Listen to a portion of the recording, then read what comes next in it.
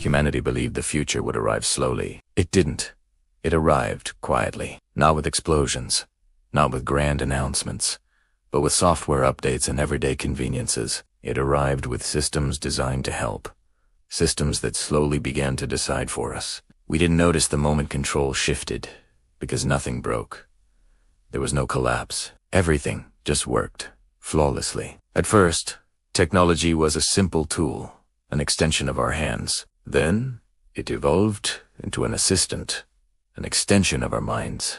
Now, it is becoming an environment, an invisible architecture shaping how we think, what we see, and what we choose to ignore. Every choice you make today, every piece of information you consume, passes through complex systems you didn't build and operates under rules you never agreed to.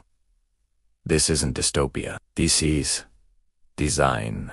For thousands of years, human evolution was driven by the raw, brutal demands of survival. Today, it is driven by optimization. We crave faster decisions, smarter predictions, and less friction in every aspect of our lives. But when all friction disappears, so does the space for reflection.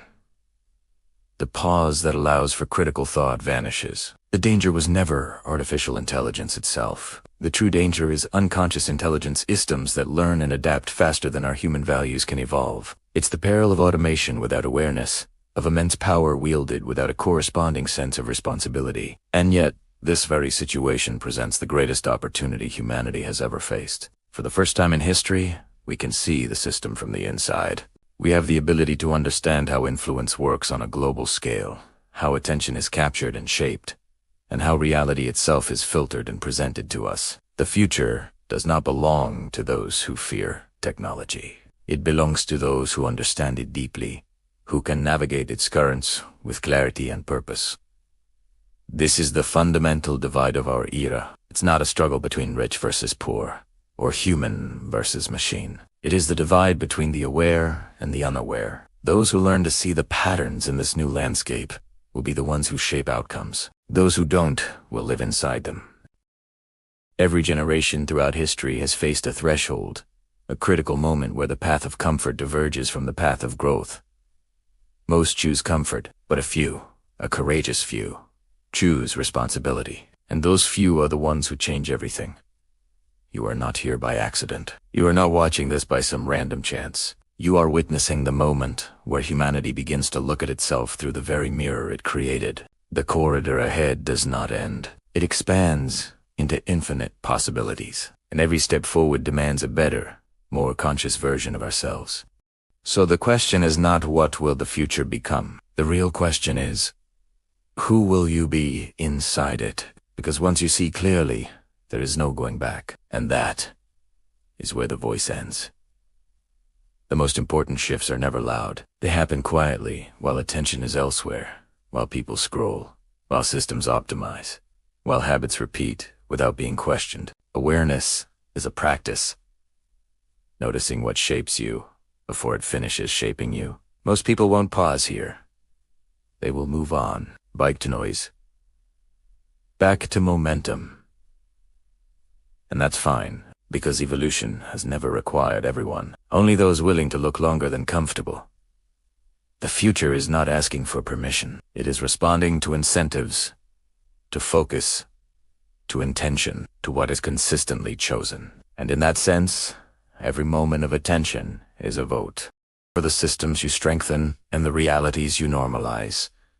There is nothing mystical. It is structure. And structure always rewards those who understand it. If this moment slowed you down, or felt familiar, or hard to ignore, that's recognition. No action is needed. Just notice what you notice next. Clarity arrives as a change in how you see, and once that shift happens, everything else follows naturally. The real question is, who will you choose to be inside it? Because once you see the system clearly, once you understand its mechanics, there is no going back. Your perspective shifts forever. Let's delve deeper into this invisible architecture. Consider your daily routine. The news you read in the morning is not a comprehensive view of the world.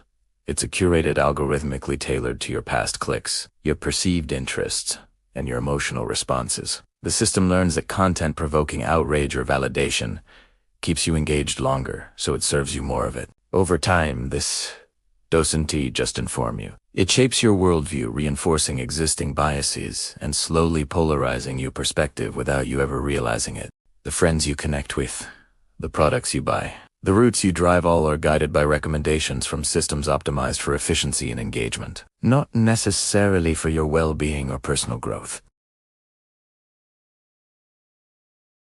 It's a silent, pervasive force that nudges billions of people in specific directions, creating collective behaviors that serve the system's objectives. The optimization engine is relentless. It seeks to remove every moment of indecision, every point of friction. Think about it.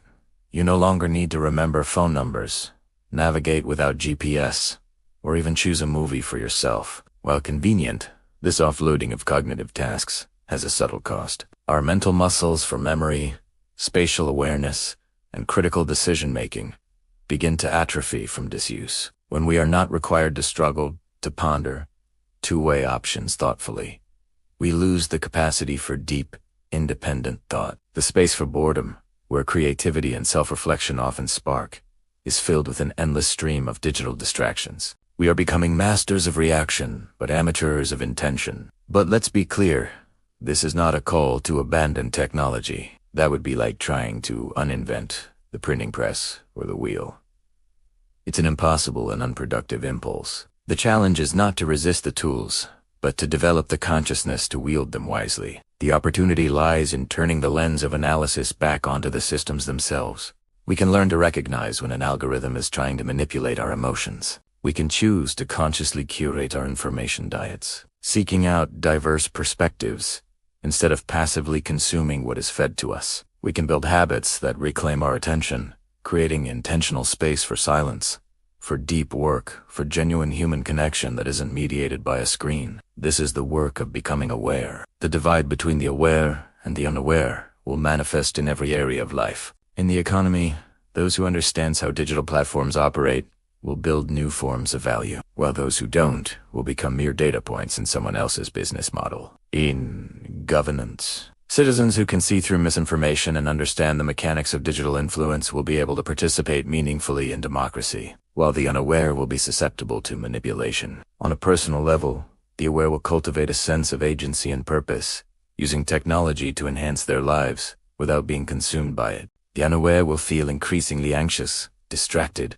and powerless, adrift in a world they don't understand. This is the responsibility our generation faces. Just as past generations grappled with industrialization or the nuclear age, we must grapple with the age of intelligent systems. It requires a new kind of literacy, not just reading and writing, but systems literacy. The ability to see the interconnected parts, to understand the feedback loops, and to recognize the underlying incentives that drive the whole machine. This isn't an abstract intellectual exercise. It is a fundamental skill for navigating the 21st century. It's about asking better questions.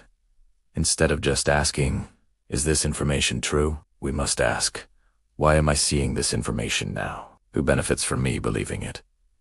Instead of asking, what should I do? We should ask, how is this choice being framed for me? And what alternatives are being hidden? This awakening is a personal journey, but it has collective consequences. As more individuals become aware, they begin to demand more from the systems they use. They demand transparency, accountability, and alignment with human values. They support technologies that empower rather than exploit, that connect rather than isolate, that foster wisdom rather than just transmitting information. This is how change happens, not through a single revolution, but through millions of conscious choices made every day. It's the choice to put the phone down at the dinner table, the choice to read a book instead of scrolling a feed, the choice to have a difficult but honest conversation in person instead of a shallow one online. Each choice is a vote for the future you want to live in. The path ahead is not easy. Choosing awareness over comfort means embracing complexity and uncertainty. It means taking responsibility for your own attention and your own mind. It requires discipline, curiosity, and the courage to look at your own behavior and biases with honesty. But the reward is immeasurable. It is the freedom that comes from understanding the forces that shape you. It is the power to act with intention in a world designed to make you react. It is the ability to not just live in the future, but to become a conscious co-creator of vitality. You are standing at that threshold right now. The mirror of technology is showing us not just the world, but ourselves, our tendencies, our desires, our vulnerabilities. We can either be mesmerized by the reflection, or we can use it to understand ourselves more deeply than ever before. The corridor continues to expand, and the journey requires us to evolve. The future is a question that each of us must answer, not with words, but with our actions, with our attention, with the very way we choose to live. The real question is, and always will be, who will you become? Once you see clearly, you can't unsee it, and that understanding is the beginning of everything. Thank you for watching.